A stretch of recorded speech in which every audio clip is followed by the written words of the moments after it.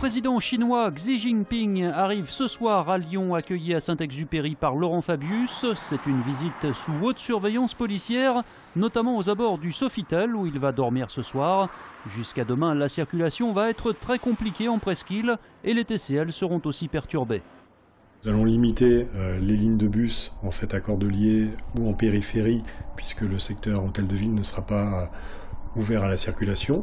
Et le lendemain, dans le secteur de la montée de Choulan, le matin, pareil, nous allons détourner l'ensemble des lignes vers Gorge de Loup, puisque la montée de Choulan ne sera pas accessible le matin, principalement de 11h à midi. Xi Jinping se rendra demain matin dans le 5e arrondissement pour y visiter l'Institut franco-chinois. L'Institut franco-chinois étant la première université chinoise hors de Chine, qui a formé de 1921 à 1946 473 étudiants qui sont devenus des acteurs majeurs de la société contemporaine chinoise du XXe siècle. Lyon entretient une relation très ancienne et très riche avec la Chine depuis le XVIe siècle, qui s'est accentuée au XIXe siècle avec les soyeux lyonnais qui sont allés chercher en Chine des nouveaux cocons de soie. Demain, le président chinois se rendra également chez Biomérieux à Marcy-l'Étoile, une visite aussi sous le signe du business. Je pense que ce qu'on peut en attendre, c'est que cette visibilité plus grande nous permet d'attirer plus de touristes chinois. Il y a un gros enjeu d'attraction de touristes chinois, mais aussi des entreprises chinoises. Elles sont déjà nombreuses en région Rhône-Alpes, mais on peut espérer que demain, de nouvelles entreprises chinoises s'implanteront à Lyon. Vu sous l'angle politique, cette visite c'est aussi un bonus pour le maire sortant et candidat socialiste Gérard Collomb dans l'entre-deux tours des municipales. Il l'évoquait dès dimanche soir. Vous voyez bien, quand je parlais de dynamique économique, on voit bien que le fait que le président de la République populaire de Chine puisse venir à Lyon, c'est évidemment pour Lyon une marque de rayonnement international. On voit bien qu'aujourd'hui nous avons dépassé nos propres frontières pour être visibles dans le monde entier. Il faut que ce soit parfait tout d'abord. Donc les gens, on a très peu de temps, il faut être efficace. C'est le chef étoilé de l'auberge de l'Île Barbe, Jean-Christophe Ansané-Alex, qui a concocté le menu pour le dîner du président chinois à l'Hôtel de Ville ce soir avec 180 invités. On commencera avec un premier plat de la maison Bocuse, qui est le loup en croûte que nous avons revisité ce soir avec Alain Lecossec, le chef de l'Institut.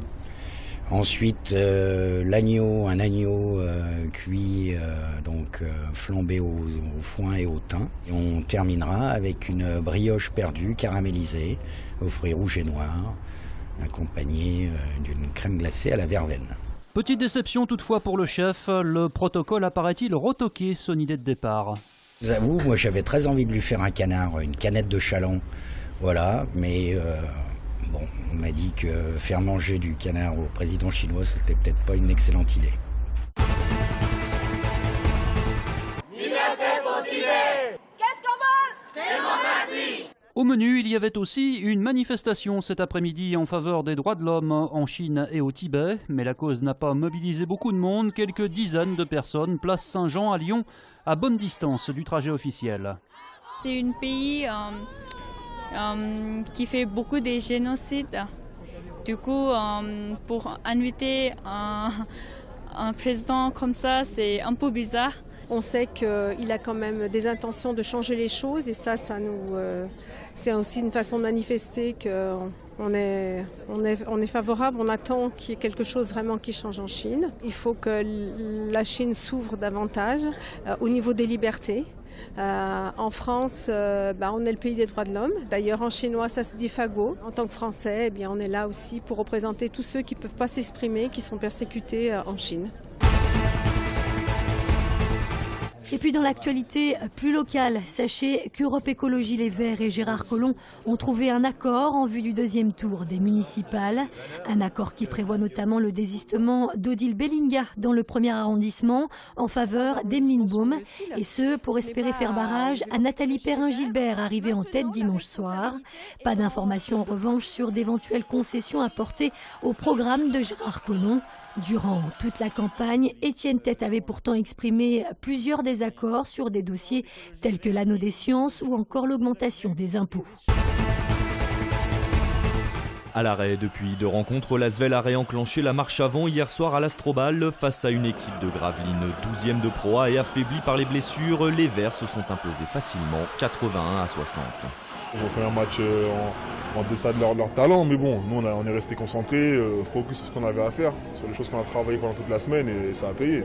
Hier soir, c'était aussi le premier match de l'Asvel depuis l'annonce vendredi dernier de l'arrivée de Tony Parker l'an prochain comme propriétaire et président du club. On ne sait pas s'il faut y voir un lien de cause à effet dans la bonne prestation d'hier.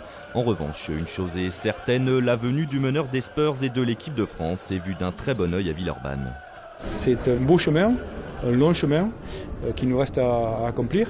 Et ouais, ça donne de l'énergie à tout le monde de toute façon pour aller au bout de l'aventure.